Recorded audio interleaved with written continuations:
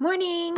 Today I'm going to read to you Imogene's Antlers by David Small. It's one of our books that's featured in Intrigued by the First Line. There is one thing in this book. It is a word that I had never heard before. I had to look it up in the good old-fashioned dictionary. It's called a milliner. And a milliner is a person who designs, makes, trims, or sells women's hats. And it came from the country of Italy, that term, a milliner. Something also to show you in this book, which I find very exciting.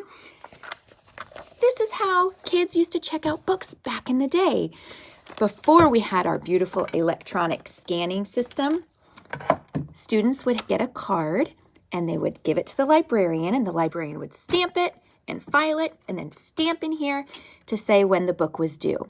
This book happened to be due on March 26th, which just passed. But March 26th, years and years and years and years and years ago, a really long time ago. So enjoy listening to David Small's book, Imogene's Antlers. And I hope it lets you learn about acceptance. The author dedicated this book to A, B, L, D, and little O. On Thursday, when Imogene woke up, she found she had grown antlers. Getting dressed was difficult, and going through a door now took some thinking. Imogene started down for breakfast, but got hung up. Oh, Imogene's mother fainted away. The doctor poked and prodded and scratched his chin. He could find nothing wrong. The school principal glared at Imogene, but had no advice to offer. Her brother Norman consulted the encyclopedia and then announced that Imogene had turned into a rare form of miniature elk.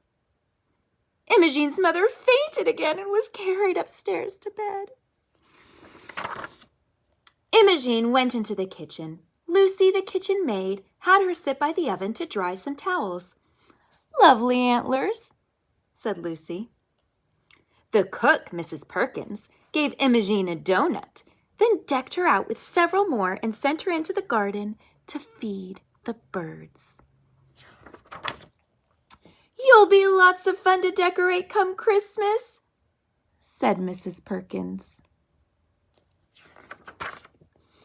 Later, Imogene wandered upstairs. She found the whole family in Mother's bedroom. "Donuts, anyone?" she asked. Her mother said, "Imogene, we have decided there is only one thing to do. We must hide your antlers under a hat." Norman telephoned the milliner. There's a context cue. Emergency hat services. So back in the day, you could get somebody to design you a fancy hat. At 3 o'clock, the milliner arrived. Rapidly, he sketched a few designs, then set to work. "Voila!" said the milliner. "Bravo! Bravissimo!" cried his assistants. Thud. Imogene's mother had to be carried away once more. After dinner, Imogene practiced her piano lesson. Then, yawning, she folded her music, kissed the family, and went to bed. Imogene sighed, remembering the long, eventful day. On Friday, when Imogene woke up, the antlers had disappeared. When she came down to breakfast, the family was overjoyed to see her back to normal.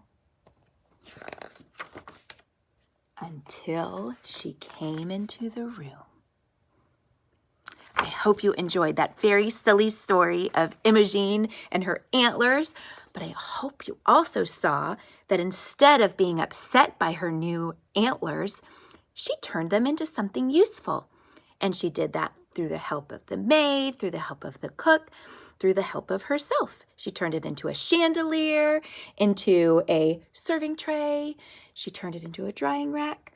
So if you ever get downtrodden with something that wasn't supposed to be the way you intended, turn it into something better. Maybe you're bored out of your mind at home during this quarantine. Let your imagination run wild and think of a game you can play. Or maybe you miss your friends so much. Take Dr. Bruna's advice and write them a letter. Maybe find a new pen pal. I hope you're doing everything you can to take advantage of this time to be inside with your family and be safe and wash those hands. And remember how much we all miss your smiling faces. You're the reason that we come to work, because it's not very much fun being in this library all by myself. I don't like it. I like it when you're here. Okay, have a good day.